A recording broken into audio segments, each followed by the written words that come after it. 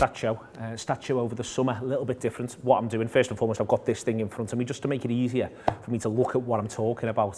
So far, I've been doing it off bits of paper and all of that sort of thing. That's the first. And the second thing which is useful here as well, is to say that we're going to be talking about games from last season, throughout the season, and then we're going to talk about a player. The player we're going to talk about is Firmino, and the two matches I want to have a little look at were Arsenal, home and away.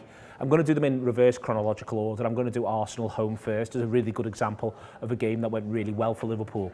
First chart is the race chart, just to remind us as to how dominant Liverpool were over the course of the 90 minutes. You can see they race into a lead on the race chart, and in general 4-1 at half-time it was to Liverpool.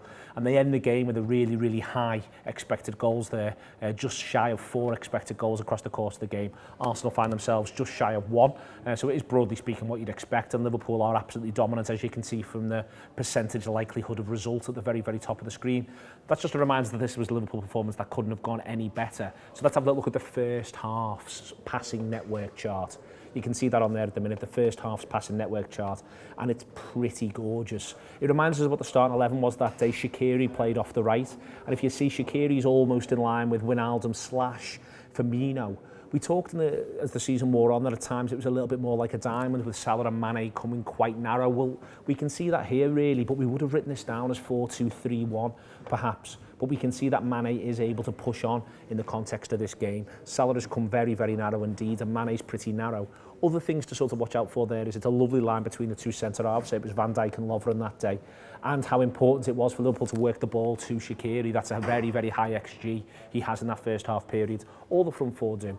You score 4 goals, that's the sort of thing that happens. It's interesting as well that Fabinho was there right through the middle, but also that Wijnaldum's isn't anywhere near as high. He was just recycling the ball that day, doing that sort of work. And we get to see that further in a minute or two. If you look at these now, these are the pressure locations from Fabinho only. And Fabinho's had just come through the middle of the pitch, with 1 or 2 exceptions over towards the right-back zone. They just come, broadly speaking, through the middle of the pitch, most of them in the middle band, and most of them almost, if you were to put the pitch into thirds, in that middle square, if you were to divide it up into 9 squares, you can see that's where he's busiest around there. What's really interesting, those ones are Fabinho, these ones are Wijnaldum. So it was a pivot that day, a double pivot of the two of them, Fabinho and Wijnaldum. But Wijnaldum's moving all the way around the pitch, either side of Fabinho, and putting pressure on in other areas. The middle of the pitch was left to Fabinho, Wijnaldum moved around. So it's not quite the same as a traditional sort of double pivot scenario. Wijnaldum there is the legs, pressing across the pitch, and very little of it through the middle. In fact, there's not even a single pressure there within the centre circle itself. What we then look at, if we look at Arsenal's passing network, is that it's nowhere near as compact as Liverpool's. Again, I've only done the first half. They make the substitution at half-time and change their shape a little bit. But you can see that that day, Liverpool had them completely stretched right the way across the pitch. The wide fullbacks are really, really wide in line with the midfielders, but the centre-halves are so deep. This is the sign of a side that is absolutely stretched. Up front, no one's close to Aubameyang really. No one's really being able to get around him. And we can see that in there. And what's really interesting is now if we compare this to the away game when Liverpool went to Arsenal, there's Arsenal's first half pass map there.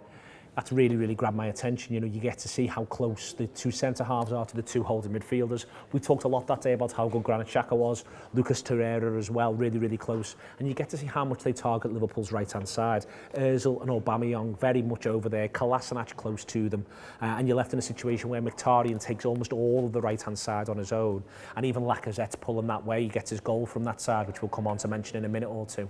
So there you can see that pass network of Arsenal pressuring Liverpool on that side, and Arsenal themselves are very compact. The next one on there obviously is the race chart. Now Liverpool won the race chart that day, which is interesting, but it's not by much. Again, likely percentages, home just shy of 30%, draw just shy of 30%, Liverpool 43% as the game wears on, and that doesn't take into account either the disallowed goal that Liverpool had, and yet that day you don't feel that Liverpool played particularly well. I had a little look at the stats. Possession was 60% Arsenal. It's one of those games that frustrates us now that the season's at a close. Want to come back as well to Liverpool's pass network that day. You get to see that this is the first half one, and you can get to see where everybody is. Salah over to the right, but there's that big hole there in the middle. Before we have Fabinho absolutely proud as punch in the middle of the pitch.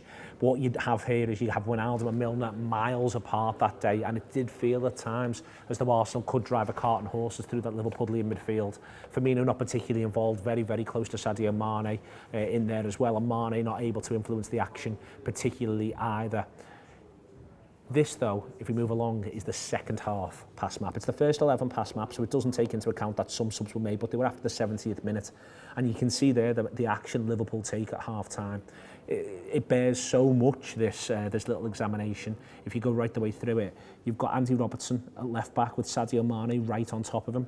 If you go over to the opposite side of the pitch, you've got Alexander-Arnold with Milner right on top of him, in front of him as well. But then you've got Wijnaldum deeper than Alexander-Arnold in terms of where he was getting on the ball. This shows how much Arsenal stretched Liverpool that day and how much pressure they put them under in that second half period. Liverpool obviously get the goal to go ahead, and that influences things as well. Fabinho can barely get on the ball. He's in the middle of the pitch there. Go right the way through. You can see that, for instance, Firmino can't really get on it either.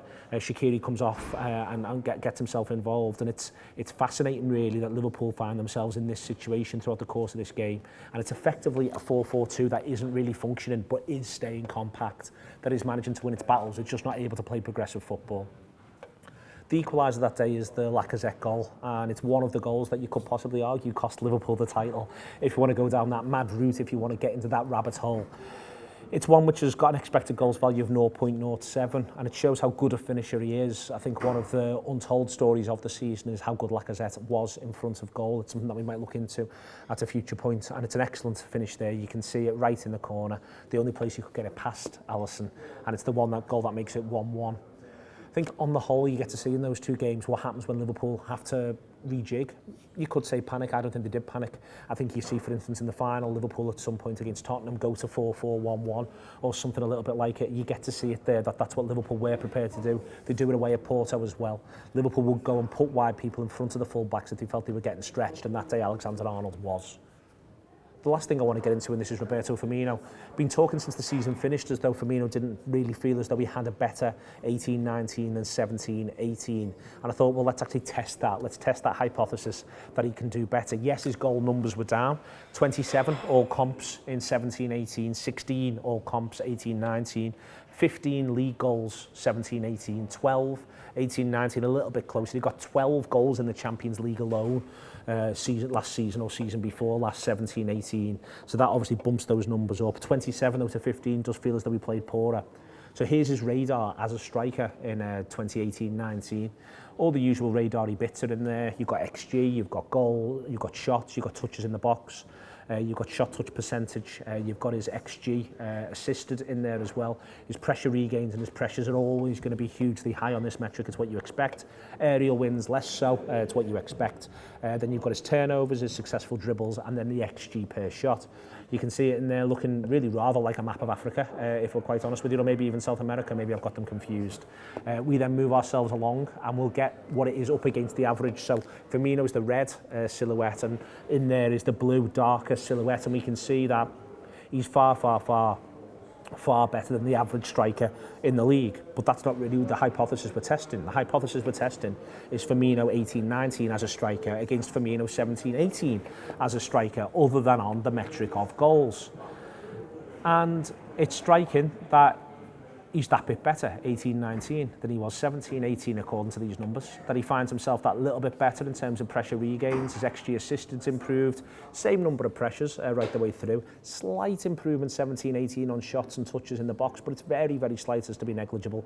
His XG per shot's gone up markedly, his XG per 90's gone up significantly, his successful dribbles have increased, maybe that one's a little bit, you can sort of shrug your shoulders a tiny little bit on that, and the turnovers have improved as well. It's noticeable that what we've thought of as maybe less good performance, you can see there, well, he was better 18-19, so I thought, all right, Neil, let's do it as, the pen's gone for a ride there, let's do it as an attacking midfielder / winger, let's do it that way round, let's really test ourselves and go right the way through.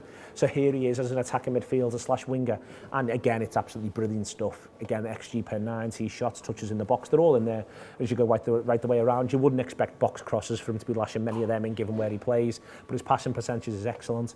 Doesn't win many fouls, which is quite interesting, but I think he's very much into the idea of moving the ball quickly. You get to see his XG assisted in there as well. Again, pressure regains are high, XG per shot's high. Okay, that's him. as him, 18-19. There's him against the attacking midfielder winger average. And again, you can see this is what an elite footballer looks like. This is him against the Premier League's average for an attacking midfielder winger. It's far better. It was far better as a striker as well. I mean, that is tremendous stuff. So in both areas, he outdoes the average markedly. You can see it on there. Okay, let's do 18-19 versus 17-18. And again, 18-19, Roberto Firmino as an attacking midfielder slash winger absolutely outdoes Roberto Firmino 17-18 as an attacking midfielder slash winger. It's quite the, you know, in every single category with the exception of shots, he is doing better in 18-19 than in 17-18. Even fouls won, which is low across the 2 seasons. Yes, it's the same. Yes, it's very similar. But everywhere he's improved. It's important to be able to test what the evidence of your own eyes thinks, and there's still be a few people on the Anfield Wrap would say that they feel Firmino offered more 17-18. Will it be as simple as the fact that he kicked the ball into the back of the net, or was there more that we were seeing? Is it ever so slightly that confirmation bias that towards the end of 18-19 he played poorer football, whereas towards the end of 17-18 he played his better football? Remember in 17-18 he has that little slump after he misses the penalty against Sevilla, and he doesn't do quite as well as we'd like. But in 18-19, for instance, he's excellent against Arsenal that day, he gets the hat-trick, and maybe he slumps towards the end of the season there. Is that how our brain works, how our brain operates? Or is it simply that the stats are wrong and that the evidence of the eye is right? It's certainly an interesting one, and as ever with Stats Bomb, all the mistakes are most definitely mine, they are never theirs. Thank you very much to James York, thank you very much to you for watching. It's been our Stat Show. I'll pick this pen up now.